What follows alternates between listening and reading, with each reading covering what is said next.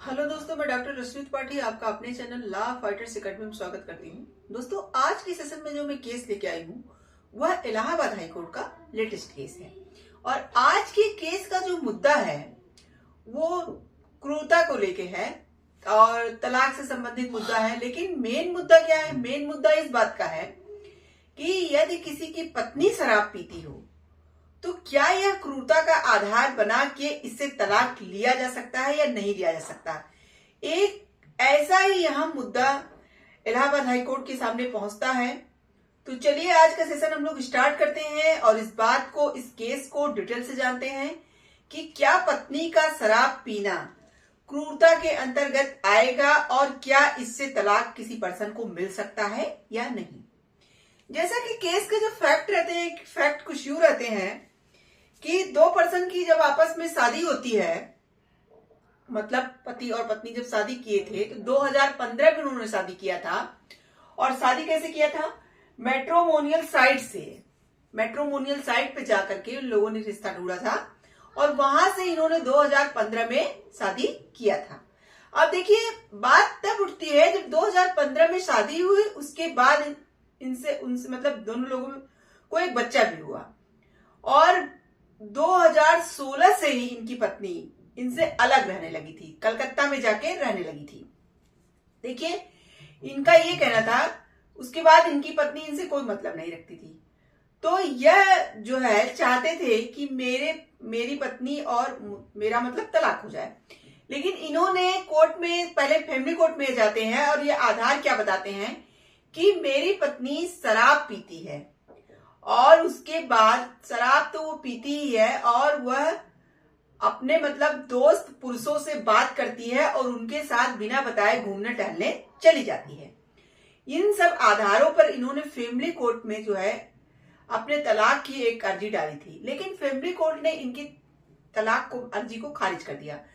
Family court ने यहाँ पे क्रूरता को सही नहीं माना, मतलब जो आधार इन्होंने क्रूरता का दिया था वो इसे प्रूफ नहीं कर पाते हैं और फैमिली कोर्ट मतलब इनका तलाक नहीं करवाती है और इनके केस को वहीं पे खारिज कर देती है। तब यह अपनी अपील को लेकर के कहा जाते हैं, इलाहाबाद हाई कोर्ट आते हैं।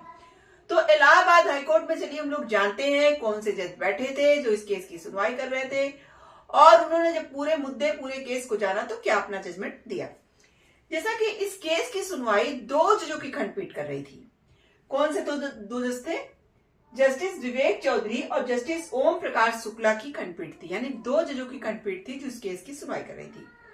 तो इनका जो है आधार जो बताया गया था क्रूरता का, पहला आधार तो क्या इन्होंने दिया था?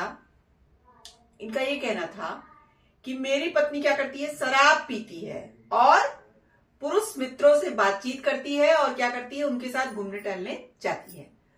और दूसरा आधार इनका ये था कि 2016 से ही मेरी पत्नी मुझे छोड़ के चली गई है। अब देखिए, इलाहाबाद हाईकोर्ट ने जब सारे मुद्दों को जाना तो सबसे पहला मुद्दा जो था, पत्नी का शराब पीना और पुरुष मित्रों से बातचीत करना, उनके साथ घूमना टहलना। चलिए हम लोग देखते हैं इस मुद्दे पे जो है इलाहाबाद हाईकोर्ट ने क्या कहा। जैसा कि कोर्ट ने कहा कि शराब पीना अपने आप में क्रूरता नहीं होता है। यहाँ पे कोर्ट ने कहा अगर कोई पर्सन शराब पीता है तो आप इसे क्रूरता का आधार नहीं बना सकते। कब तक नहीं बना सकते, आगे चलिए देखते हैं। अगर इसके बाद अनुचित और असभ्य व्यवहार न किया जाए।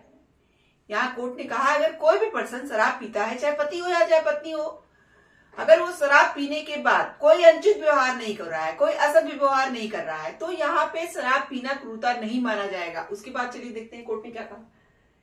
हालांकि मध्यम वर्ग के समाज में शराब पीना अभी भी वर्जित है और संस्कृत का हिस्सा नहीं है। ऐसा कोर्ट ने यह भी माना कि मध्यम वर्गीय समाज में हमारे यहाँ अभी भी शराब पीना वर्जित है। हमारे यहाँ क्या मध्यम वर्गीय लोग क्या करते हैं, शराब पीना वर्जित है, मतलब शराब पीने वाले व्यक्ति को अच्छा नहीं माना जाता है। तो यहाँ पे कोर्ट ने यह बात मानी और कोर्ट ने कहा कि हमारी संस्कृति में जो हमारा मध्यम वर्गीय समाज है, उनकी संस्कृति का यह हिस्सा नहीं है कि कोई पर्सन शराब पिए। यहाँ पति ने ऐसा किया था, लेकिन आगे कोर्ट ने कहा लेकिन रिकॉर्ड पर यह दिखाने के लिए कोई दलील नहीं है कि शराब पीने से पति के साथ क्रूरता कैसे हुई। ठीक है, जैसा कि पति का यहाँ कहना था पत्नी शराब पीती है तो उसके साथ क्रूरता हुई। तो कोर्ट ने कहा भाई इसके लिए आप सबूत पेश कीजिए। अगर कोई पर्सन सिर्फ शराब पी रहा है तो उससे क्रूरता नहीं होती है, कोर्ट का कहना था। आपके साथ कोई अनुचित व्यवहार किया हो, कोई असभ्य व्यवहार किया हो, कोई गलत हरकत की हो जिससे आपको क्रूरता हुई हो, तो यहाँ पे कोर्ट ने कहा कि यह जो है प्रूफ नहीं हो पा रहा है, रिकॉर्ड पे दिखाने के लिए कोई दलील नहीं है कि शराब पीने से पति के साथ क्रूरता कैसे हुई। तो इस बात पे तो कोर्ट ने कहा कि यह जो है क्रूरता का आधार यहाँ पे आपका नहीं हो सकता, क्योंकि आप कोई सबूत या ऐसी चीजें पेश भी नहीं कर रहे हो, ना कोई ऐसी दलील दे रहे हो कि पता चले कि शराब पत्नी अगर आपकी शराब पीती थी तो उससे ऐसे कोई सबूत निकल के आए हो जिससे आपको क्रूरता पहुंची हो उसके शराब पीने से। तो यहाँ ऐसा नहीं हो पा रहा है, इसलिए इस आधार को तो कोर्ट ने नहीं माना। अब चलिए एक आधार जो उन्होंने और बताया था क्रूरता का, कि इनकी पत्नी पुरुष मित्रों से बातचीत करती है और उससे उनके साथ घूमती टहलती है। तो यहाँ पे कोर्ट ने कहा कि अगर आपकी पत्नी पुरुष मित्रों से बातचीत करती है, कोर्ट ने कहा कि ऐसा कोई रिकॉर्ड ही नहीं है जो यह दर्शाता हो कि पत्नी को प्राप्त विभिन्न काल उसके पुरुष मित्रों की थी, यह भी क्रूरता का मामला नहीं बन रहा है। यानी कोर्ट ने कहा कि कोई आप ऐसे सबूत भी नहीं पेश कर पा रहे हो कि आपकी पत्नी ने मतलब किसी पुरुष मित्र से कब बात किया, क्या बात किया, इसका कोई रिकॉर्ड दो, ऐसा भी आप कुछ नहीं कर पा रहे हो। सिर्फ आप एक बात बता रहे हो, तो बात बताने से कोई बात नहीं मान ली जाएगी। तो यहाँ पे इस दलील को भी इनकी खारिज कर दिया गया। मतलब क्रूरता का आधार जो इन्होंने दो तरह से रखा था, एक तो पत्नी का पुरुष मित्रों से बातचीत करना, उनके साथ टहलना, और एक पत्नी का शराब पीना। तो यहाँ पे कोर्ट ने इन दोनों दलीलों को क्या कर दिया, इनकी खारिज कर दिया और कहा फैमिली कोर्ट ने अपना जो है जो यह जजमेंट दिया क्रूरता का कि आप प्रूफ नहीं कर पाए, तो वहां पे भी फैमिली कोर्ट ने इस बात को मानने से इनकार कर दिया और आपके तलाक को खारिज कर दिया था। तो वहां पे उन्होंने सही किया था। लेकिन देखिए इनको तलाक मिलेगा, आगे चलिए हम लोग देखते हैं कैसे मिलता है। फिर इन्होंने जो यह बात कही थी कि इनकी पत्नी 2016 से इनको छोड़ के चली गई है, इस बात पे कोर्ट ने ध्यान दिया क्योंकि यह परित्याग का मामला बन रहा था। यानी कि 2016 से इनकी पत्नी इनको छोड़ के गई है और एक बार भी वापस नहीं आई और न ही वापस लौटने के लिए कोई प्रयास किया, ना कुछ किया। आगे देखिए कोर्ट क्या कहती है।